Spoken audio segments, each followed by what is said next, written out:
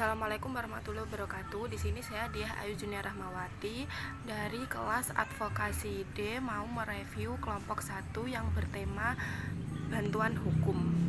Dari penjelasan makalah kelompok 1, perlu kita ketahui bahwa bantuan hukum merupakan suatu media yang dapat digunakan oleh semua orang dalam rangka menurut haknya atas adanya perilaku yang tidak sesuai dengan kaidah hukum yang berlaku.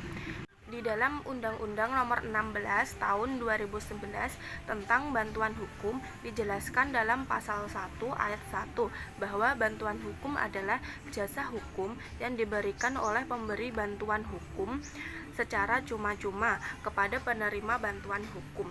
Penerima bantuan hukum di sini adalah orang dari kelompok miskin yang tidak dapat memenuhi haknya secara dasar atau layak dan mandiri yang mendapatkan masalah hukum.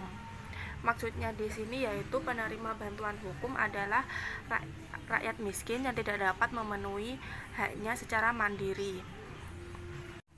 Dari aspek konsep, bantuan hukum mengalami perkembangan seiring dengan kondisi sosial dan politik. Dalam konsep bantuan hukum dibagi menjadi dua, yaitu konsep bantuan hukum konstitusional, yaitu pelayanan hukum yang diberikan oleh masyarakat miskin secara individual. Yang selanjutnya yaitu konsep bantuan hukum konstitusional yang lebih progresif dibandingkan dengan konsep bantuan hukum konvensional tradisional. Yang selanjutnya yaitu ruang lingkup bantuan hukum. Di dalam ruang lingkup bantuan hukum menurut Undang-Undang Bantuan Hukum dibagi menjadi 3 permasalahan yang perlu mendapatkan perhatian. Yang pertama yaitu jenis-jenis kasus yang dapat diberikan bantuan hukum. Yang kedua, jalur dan mekanisme penyelenggaraan kasus. Yang ketiga, subjek penerimaan bantuan hukum. Yang selanjutnya yaitu jenis-jenis bantuan hukum. Di dalam jenis-jenis bantuan hukum dibagi menjadi 3. Yang pertama, bantuan hukum konvensional, yaitu tanggung jawab moral maupun profesional para advokat. Sistemnya individual, pasif, terbatas pada pendekatan formal atau legal, dan bentuk bantuan hukum ini berupa pendamping dan pembelaan di pengadilan. Yang kedua yaitu bantuan hukum konstitusional. Di dalam bantuan hukum konstitusional yaitu bantuan hukum untuk masyarakat miskin yang dilakukan dalam kerangka-kerangka atau usaha-usaha dan tujuan yang lebih luas dari sekadar pelayanan hukum di pengadilan. Yang ketiga yaitu bantuan hukum struktural. Di dalam bantuan hukum struktural ini, bantuan hukum bukan sekedar pelembagaan pelayanan hukum untuk si miskin saja, tetapi merupakan sebuah gerakan dan rangkaian tindakan guna pembebasan masyarakat dari belenggu struktur politik, sosial, budaya, ekonomi, dan syarat akan penindasan. Dasar pemberian bantuan hukum diatur dalam Undang-Undang Republik Indonesia Nomor 16 Tahun 2011 tentang bantuan hukum.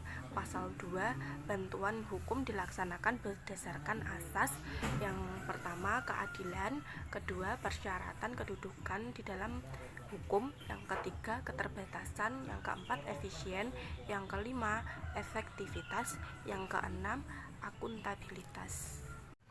Pelaksanaan bantuan hukum dalam UUBH atau Undang-Undang Bantuan Hukum adalah lembaga bantuan hukum atau organisasi kemasyarakatan yang selanjutnya disingkat dengan LBH atau Orkemas.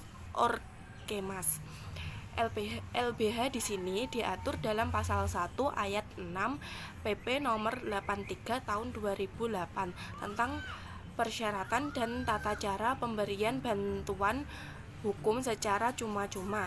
Diartikan sebagai lembaga yang memberikan bantuan hukum kepada penerima keadilan tanpa menerima pembayaran honorarium. Yang kedua yaitu Orkemas. Orkemas di sini adalah organisasi berbasis kemasyarakatan yang tidak bertujuan politis, dan Orkemas haruslah berbadan hukum. Orang yang melaksanakan pemberian bantuan hukum pada kantor pelaksanaan bantuan hukum yaitu adalah advokat, paralegal, dosen, dan mahasiswa Fakultas Hukum yang memenuhi syarat. Demikian review dari saya untuk kelompok 1. Kurang lebihnya saya mohon maaf yang sebesar-besarnya. Semoga bermanfaat bagi kita dan semuanya. Wassalamualaikum warahmatullahi wabarakatuh.